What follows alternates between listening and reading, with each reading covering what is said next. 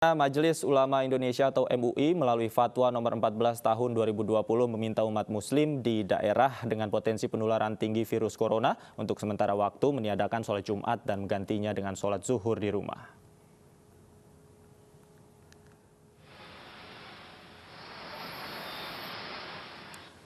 Peniadaan sholat Jumat ini sudah memasuki minggu ketiga di daerah DKI Jakarta serta daerah lain yang memiliki potensi penularan tinggi dan hingga kini wabah COVID-19 masih belum bisa diatasi dan beresiko peningkatnya penyebaran penularan.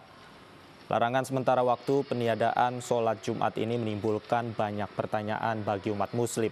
Mengingat ada hadis yang menyatakan kalau pria muslim tidak sholat Jumat sebanyak 3 kali berturut-turut dihukum kafir.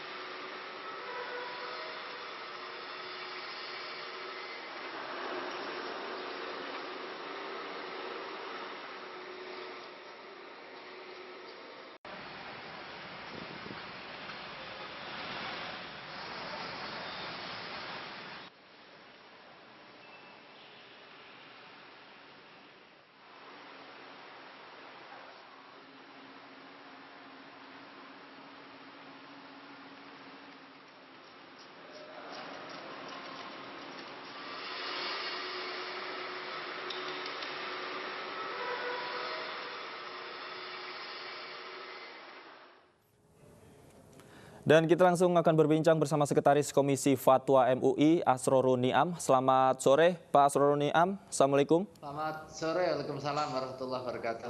Baik, Pak Asrorun, ini Jumat ini kita hitung bersama total sudah 3 kali masyarakat khususnya di wilayah Jakarta tidak melaksanakan sholat Jumat. Banyak pertanyaan muncul dari publik. Apakah memang ketika laki-laki meninggalkan sholat Jumat ini langsung ditempelkan stigma kafir begitu, Pak Asrorun? Ya, terima kasih ya. Yang pertama, bahwa sholat Jumu'ah itu adalah kewajiban bagi setiap laki-laki muslim yang memenuhi persyaratan ya. Salah satu syaratnya dia mukim, kemudian tidak ada uzur syar'i yang menghalangi pelaksanaan sholat Jumu'ah. Nah, tetapi ketika ada uzur syar'i, maka baginya dibolehkan untuk tidak melaksanakan sholat Jumu'ah.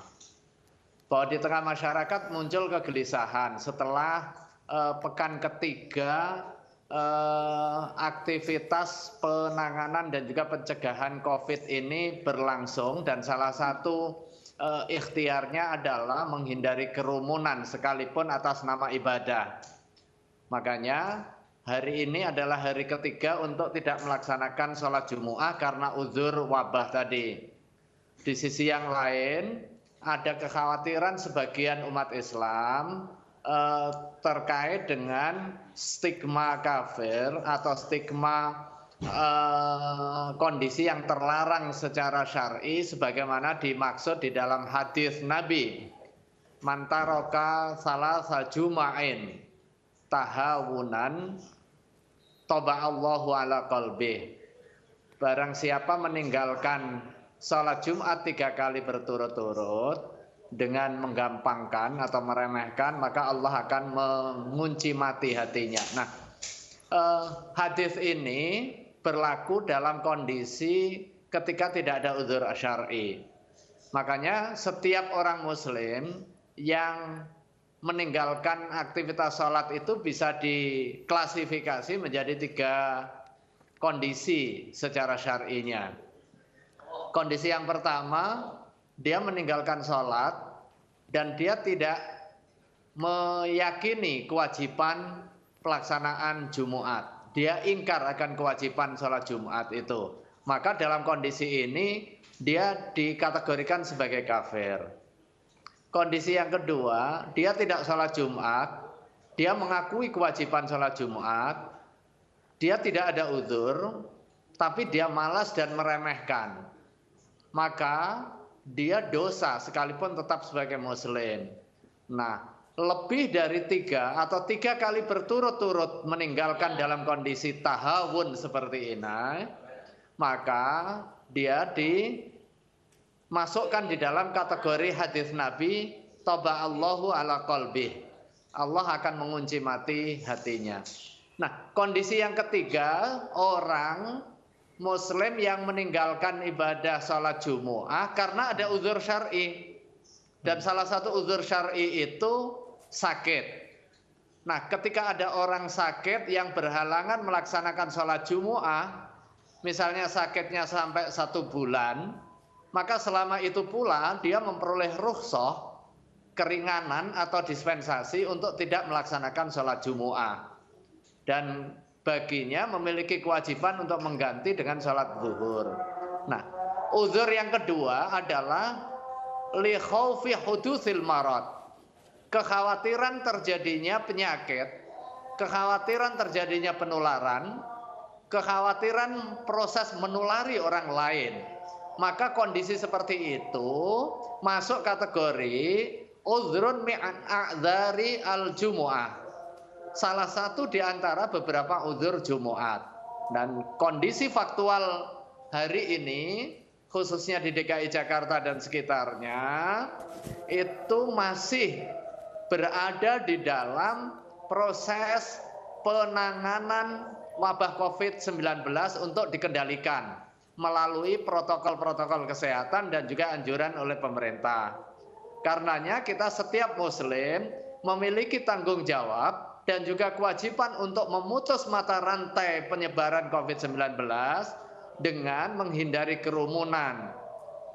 Sekalipun atas nama ibadah. Makanya kondisi sekarang masih masuk di dalam kualifikasi uzrun min a'dzari al-jumu'ah, yang itu dibolehkan secara syar'i untuk tidak melaksanakan sholat Jumu'ah. Baik Pak Asrorun, artinya di Jakarta sendiri uzur syar'inya sudah terpenuhi begitu Pak ya. Bagaimana dengan warga Jakarta yang memiliki kegiatan khususnya di luar Jakarta begitu? Apakah uzur syar'inya juga mengikuti wilayah tersebut Pak?